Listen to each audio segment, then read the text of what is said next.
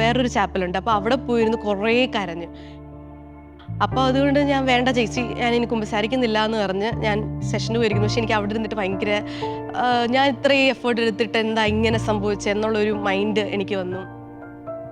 ഭയങ്കര ഡാർക്കായിട്ടിരിക്കുന്ന ഒരു സ്പേസിൽ നല്ല ബ്രൈറ്റ് ആയിട്ടുള്ള ഒരു ക്രോസ് തെളിഞ്ഞു വരുന്നത് കണ്ടു.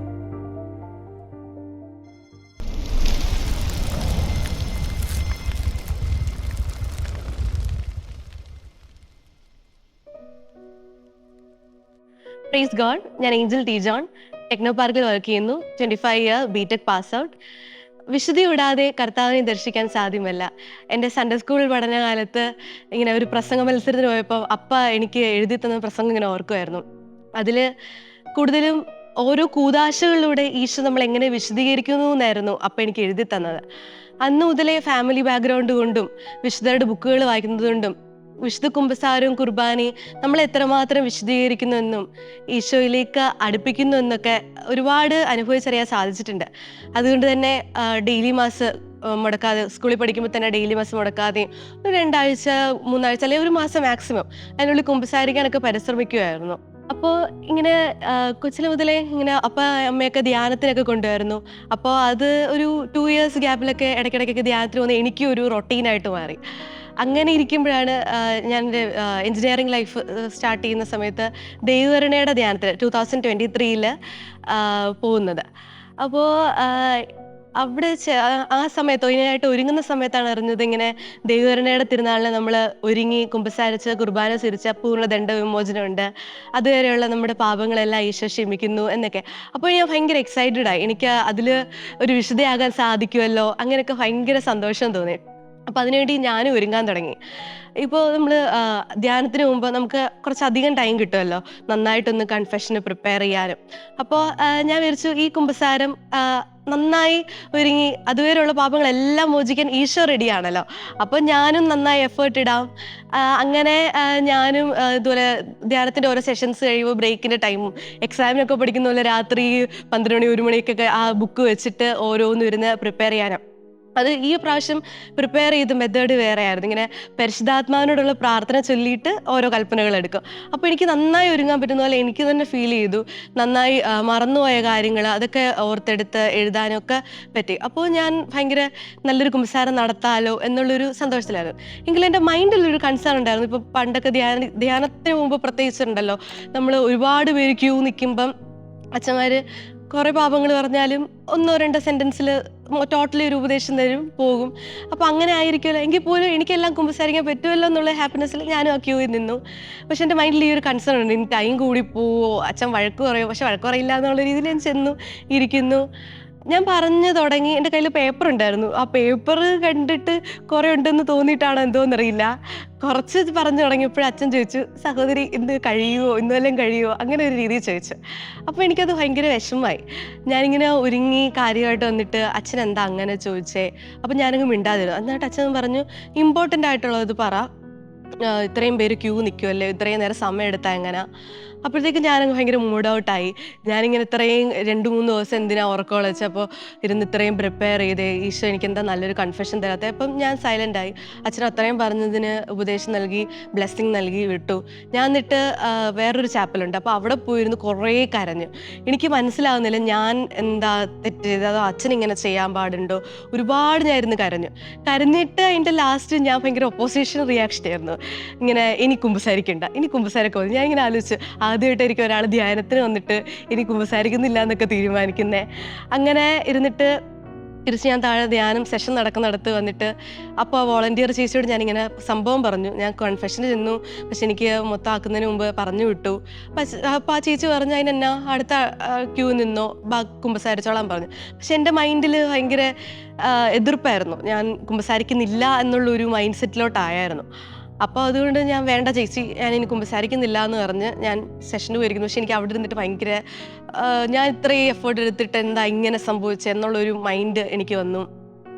അങ്ങനെ ഞാൻ സെഷൻ്റെ അവിടുന്ന് കംപ്ലീറ്റ് ചെയ്യാതെ ഇറങ്ങി പോകുന്നു, റൂമിൽ പോയിരിക്കുന്നു.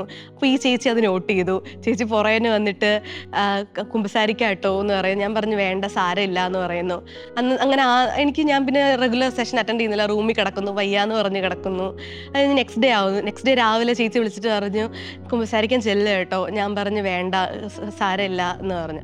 അപ്പോൾ ചേച്ചി പറഞ്ഞു കുമ്പസാരിക്കണ്ട, അവിടെ അച്ഛൻ വെയിറ്റ് ചെയ്യുന്ന, അച്ഛൻ്റെ അടുത്ത് ജസ്റ്റ് ഒന്ന് സംസാരിക്കും, കൗൺസിലിംഗ് പോലെ ചെല്ല്, സംസാരിക്കുന്നു പറഞ്ഞു. അപ്പോൾ ഞാൻ നോക്കിയപ്പോൾ അച്ഛൻ എന്നെ നോക്കി അവിടെ സൈഡിൽ നിൽപ്പുണ്ട്. അപ്പോൾ എങ്ങനെയാ നോ പറഞ്ഞ് ഓടുന്നതെന്നുള്ള രീതിയിൽ ഞാൻ ചെന്നപ്പോൾ അച്ഛൻ ഇങ്ങനെ മറ്റേ വൈദികന് വേണ്ടി സോറി പറഞ്ഞു. ദാറ്റ് മൊമെന്റ് ഞാൻ ഭയങ്കര മെൽറ്റായിപ്പോയി. എന്നിട്ട് എന്നെ ഒന്ന് ഫ്രഷ് ആക്കാൻ വേണ്ടി ജസ്റ്റ് കുറച്ചൊക്കെ സംസാരിച്ചു. അപ്പോഴത്തേക്കും ഞാൻ ഭയങ്കര നോർമലായി. എന്നിട്ട് അച്ഛൻ കുമ്പസാരിക്കാമെന്ന് പറഞ്ഞപ്പോൾ ഞാൻ ഓക്കെ യെസ് എന്നുള്ളൊരു രീതിയിലായി. എന്നിട്ട് കുമ്പസാരിക്കാൻ സ്റ്റാർട്ട് ചെയ്തു. ഈ ഞാൻ ആഗ്രഹിച്ചതുപോലെ കുറച്ച് പറഞ്ഞു തുടങ്ങിയപ്പോൾ അച്ഛൻ പറഞ്ഞു എനിക്ക് ഇത്രയുള്ളൊന്നും ഞാൻ ഉപദേശം പറയാം. എന്നിട്ട് അച്ഛൻ പറയത്തില്ല, എല്ലാം കൂടെ ഓർത്തിരിക്കാൻ പറ്റില്ല. അപ്പോൾ കൈൻഡ് ഓഫ് ഞാനും ഹാപ്പിയായി. അത്രയും കുറച്ച് എണ്ണം പറയുന്നു, അച്ഛൻ അതിന് ഉപദേശം നൽകുന്നു, ബാക്കി കുറച്ച് പറയുന്നു, അതിന് ഉപദേശം നൽകുന്നു. കൈൻഡ് ഓഫ് ഞാൻ സ്വപ്നം കണ്ട ഒരു കൺഫെഷൻ അത് ടൈം എടുത്ത് വളരെ മനോഹരമായി നല്ലൊരു കൺഫെഷൻ തന്നെ ഈശോ എനിക്ക് തന്നു. അപ്പോൾ ഞാൻ ഫസ്റ്റ് വൺ അത് പോയെങ്കിലും ഈശോ നല്ലൊരെണ്ണം എനിക്ക് വേണ്ടി ഒരുക്കിയിരുന്നു. ധൃതി പിടിക്കാതെ നല്ലൊരു കൺഫെഷൻ എനിക്ക് വേണ്ടി ഒരുക്കിയിരുന്നു എന്നുള്ള ഭയങ്കര ഹാപ്പിനെസ് ആയി എനിക്ക്. അപ്പോഴാണ് അടുത്ത ദിവസം ദൈവകരുണയുടെ തിരുനാൾ. വെളുപ്പിനെ 3 മണിക്ക് കരുണക്കൊന്ത ചൊല്ലാം എന്നുള്ളൊരു തീരുമാനിച്ചു. അപ്പോൾ നമ്മൾ ധ്യാനത്തിന് ഫോൺ കൊടുത്തേക്കുന്നതുകൊണ്ട് അലാറം ഇല്ല. ഞാൻ ഉറങ്ങിയാൽ പിന്നെ എഴുന്നേക്കത്തില്ല.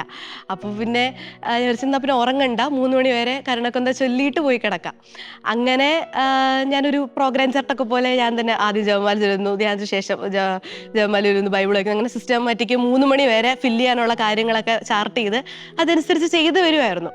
2 മണിയായപ്പോൾ എനിക്കെന്തോ പെട്ടെന്ന് ഭയങ്കര സങ്കടം കയറി വന്നു. ധ്യാനത്തിൻ്റെ ഇവിടെ ആയിരുന്നപ്പോഴായിരുന്നല്ലോ ഇത്രയും ജോയ്ഫുൾ, ഇനി പിന്നെയും തിരിച്ചു പോവല്ലേ, പിന്നെയും സ്ട്രഗിൾസ് ആണല്ലോ, ലൈഫ് എന്താ ഇങ്ങനെ ഭയങ്കര ചാലഞ്ചിങ്, ഭാരമല്ലേ, അതല്ലേ ഇതല്ലേ എന്നൊക്കെ പറഞ്ഞ് മൈൻഡ് ഭയങ്കര ഡിസ്റ്റർബ്ഡ് ആവുന്നു.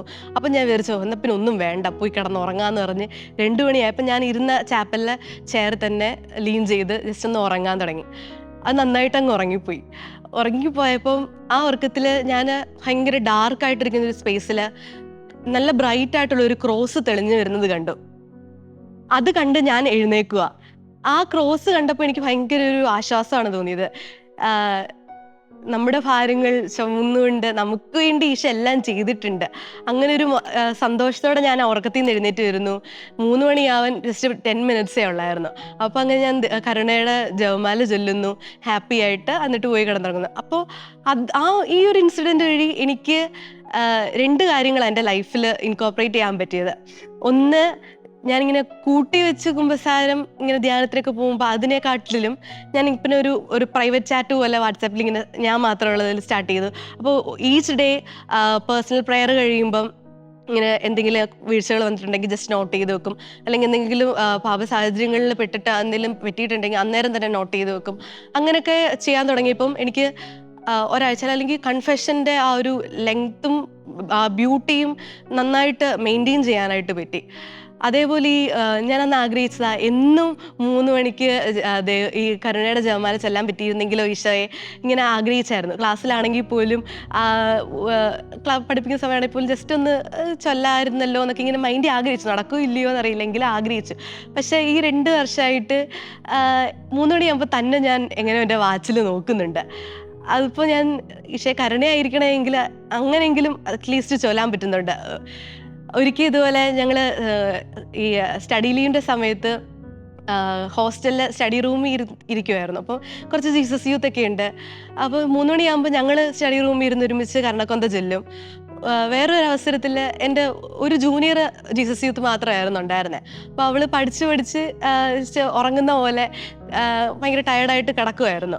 അപ്പം ഞാനിങ്ങനെ 3 മണിയായപ്പോൾ ചെന്നിട്ട് വിളിച്ചു, നമുക്ക് കരുണക്കൊന്ത ചൊല്ലിയാലോ? അപ്പോൾ ഇങ്ങനെ പറഞ്ഞു ചേച്ചി ചൊല്ലിക്കോ, ഞാനില്ല എന്ന് പറഞ്ഞു. അപ്പം ഞാൻ പറഞ്ഞു വേണ്ട, ജസ്റ്റ് കേട്ടോണ്ട് അവിടെ കിടന്നോ, ഞാൻ ഇവിടെ ഇരുന്ന് ചൊല്ലാന്ന് പറഞ്ഞു. അങ്ങനെ ഞാൻ അവളുടെ അടുത്തിരുന്ന് അവൾക്ക് കേൾക്കാവുന്ന രീതിയിൽ ചൊല്ലി. ലാസ്റ്റത്തെ ഡെക്കേഡ് ആയപ്പോൾ അവൾ ജസ്റ്റ് ഒന്ന് എഴുന്നേറ്റിരുന്നു, കഴിഞ്ഞു. അടുത്ത ദിവസം അവൾക്ക് ലാബ് എക്സാം ആയിരുന്നു. ഞങ്ങൾക്ക് എഞ്ചിനീയറിംഗ് ബിടെക് ലൈഫിൽ ലാബ് എന്നൊക്കെ പറഞ്ഞാൽ ഭയങ്കര പേടി സ്വപ്നമാണ്. ഫുൾ ഔട്ട്പുട്ട് കിട്ടിയാൽ നല്ല ഗ്രേഡ് കിട്ടും, പാർഷ്യൽ ഔട്ട്പുട്ട് എങ്കിലും കിട്ടണേ എന്നാണ് ഞങ്ങൾ പ്രാർത്ഥിക്കുന്നത്. കാരണം എന്നാലേ നമ്മൾ ജയിക്കുമെന്ന് നമുക്കൊരു അഷുറൻസ് കാണും. ഇല്ലെങ്കിൽ റിസൾട്ട് വരുന്ന അന്ന് വരെ ജയിക്കുമോ തോക്കുമോ, ലാബാണ് ഏറ്റവും പേടി. ഔട്ട്പുട്ട് കിട്ടുമോ. അപ്പോൾ ഇവക്ക് അടുത്ത ദിവസം ലാബ് എക്സാമിന് ഔട്ട്പുട്ട് കിട്ടി. അത് ഭയങ്കര ഒരു അവൾക്ക് ഇതുവരെ വേറെ ലാബിനൊന്നും കിട്ടിയിട്ടില്ലായിരുന്നു ഔട്ട്പുട്ട്. അപ്പൊ അത് അവള് എന്നിട്ട് അടുത്ത ദിവസം അതൊരു ഷെയറിംഗ് പോലെ പറഞ്ഞു. 3 മണി സമയത്ത് കരുണക്കൊന്ത ഇങ്ങനെ അവള് ചൊല്ലിയില്ലേലും അവൾക്ക് വേണ്ടി ഇങ്ങനെ ചൊല്ലിയപ്പോൾ അതൊരു ബ്ലെസ്സിങ് ആയി മാറി. അങ്ങനെ ആ 3:00 ദൈവകരുണയുടെ പവർ ഭയങ്കരമായിട്ട് ഫീൽ ചെയ്യാനൊക്കെ സാധിച്ചു. അങ്ങനെ ഈശോയുടെ കരുണയിൽ ആശ്രയിച്ച് ഒരുപാട് പടി നമുക്ക് ഈശോയുടെ കരുണയിൽ ചേരാം.